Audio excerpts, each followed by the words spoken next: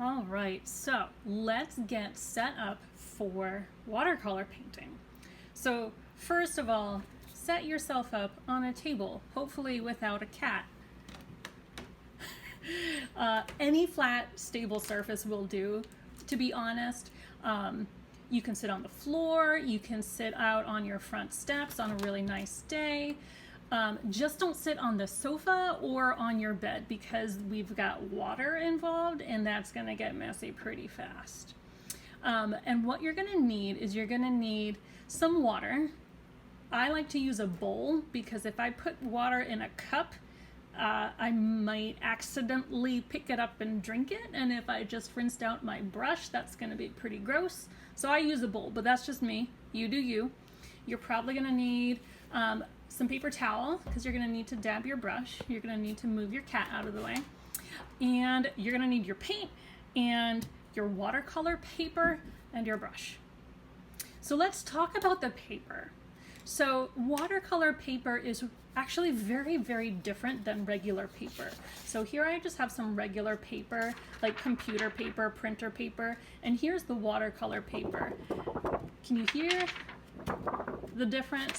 That's because watercolor paper, the one on the left right here, is much thicker. If I sort of hold it up to the light, you can see there's a lot of light shining through the computer paper right here and not a lot on the left. Watercolor paper is a lot thicker, a lot heavier, and if you look close, if I can get my camera to do this focusing thing, I don't know if you can see, but there's a very unique texture to, there we go, watercolor paper, because it's woven, which is different than regular paper, and that texture will show up in your paintings, and that's a really nice unique feature. But you really need to use watercolor paper when you are working with watercolor paint. Otherwise, you will regret it. All right, computer paper, printer paper will not behave the way you want. It'll get soaking wet, it'll fall apart, and you won't get the paint to do what you want it to do. So paper is important. Oh, and you might also need a piece of scrap paper just to test out your colors on before you use them. You can just reuse any scrap paper. You can see I am repurposing a short grocery list right there. This does not have to be special paper. This you can use printer paper, junk mail, whatever. It's just to test colors. But when you're actually painting, watercolor paper is important. So let's talk about your brush. All right. Some brush anatomy is really good to know. So this end is the bristles, which you know, and these bristles, they're designed specifically for watercolor painting. They are soft and fluffy, and they come to a nice point when you get it wet, because you only paint with the tip of your brush. All right, you're not gonna like smush it down and paint like that, like a kindergartner, okay? You're gonna use just the tip, so it's gotta hold its shape nicely. And the thick part of the bristles, this is called the belly of the bristles, which I did not know until recently. And the belly is what holds a lot of the water, because you're gonna be using a lot of water, so you need a brush that can hold a lot of liquid. This metal part right here, this is called the ferrule.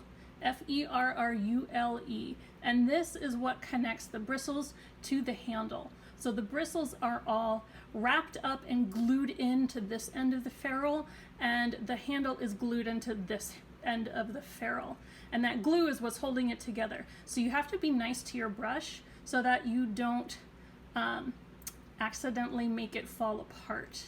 And it's important to keep your bristles nice like that. You got to keep them clean though, and never ever just put it in water and let it soak there like overnight or even for an hour or so. If you soak it, it could dissolve the glue that's holding it all together, and then your bristles will fall out and you'll get hair in all your paintings, or your handle could fall out of the ferrule over here, and you've probably all experienced that with some of the older brushes at school.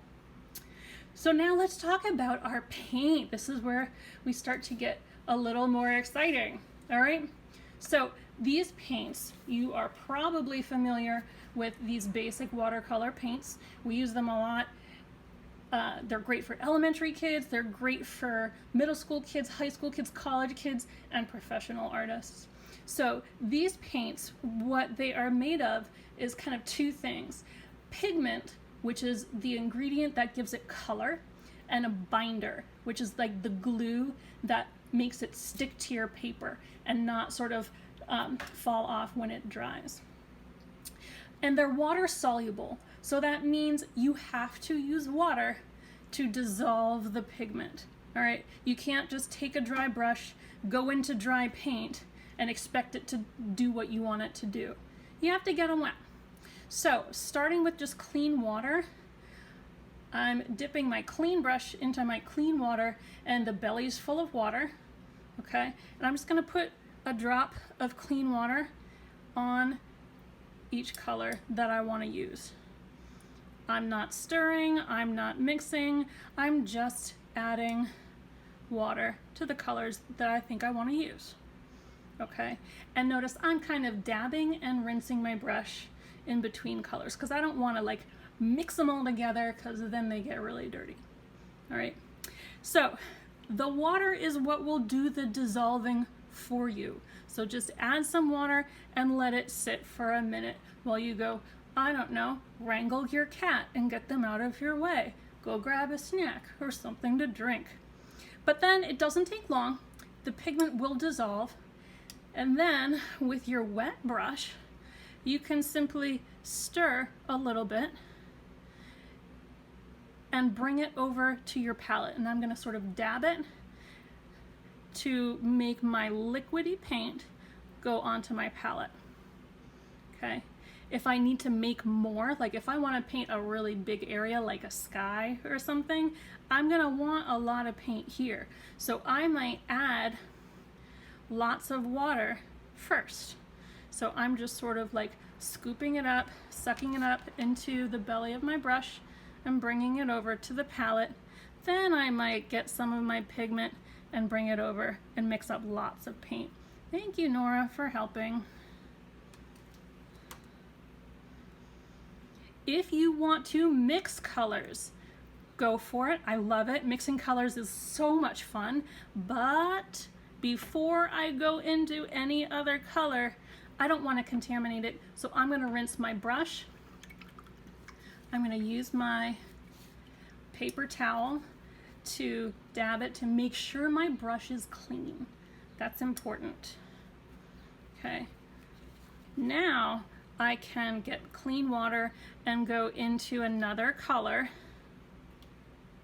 Maybe I'll make a puddle of red here. I need more liquid. So notice I'm not cleaning my brush off when I'm just using one color, but now I'm going to go mix colors. I'm going to bring some red over into my purple. That's lovely. Maybe I'll see what that looks like by painting it on my scrap paper. Ooh, grape. Yum. Maybe a little more red. So I'm mixing on my palette. I am not mixing in the paint itself. If I decide, I need more red, I want this to be even more like magenta, I'm gonna rinse my brush out,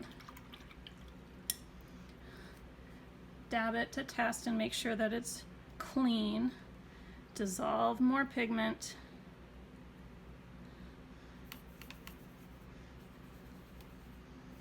mix it in. Ooh, that looks good. What do we think? Yeah, I like that. So that's how you do it. But now, the last thing I want to talk to you guys about is the most important ingredient of all, and that will be patience. So when you are painting in watercolor, ooh, can you see the texture coming through? That's pretty cool. So when you're painting in watercolor, if you want to do another color on top, you have to let it dry completely. all right, if you don't want it to bleed. So one thing you could do is simply walk away for a few minutes, or turn a fan on and hold it in front of the fan, or grab your handy dandy hair dryer.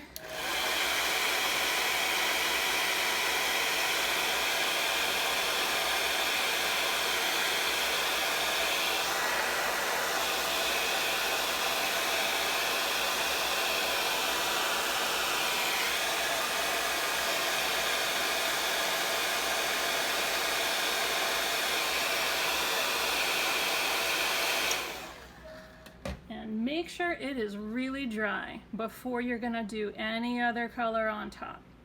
So let's see what happens if I don't. So let's say I've got purple here, and this purple is still wet.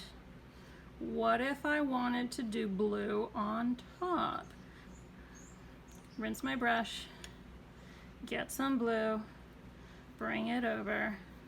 I'm gonna want more, so I want more water. Now I'm gonna do some blue going this way. Ooh, can you see it bleed into the purple there and there? That's pretty cool. Sometimes you might want that, but sometimes you don't. So this one is still dry. So this one, when I go across it with the blue, that blue stays in place. It does not bleed like this one. So that's the last thing that you need to know right now about getting yourself set up and how to use these paints and these tools. All right, see you soon.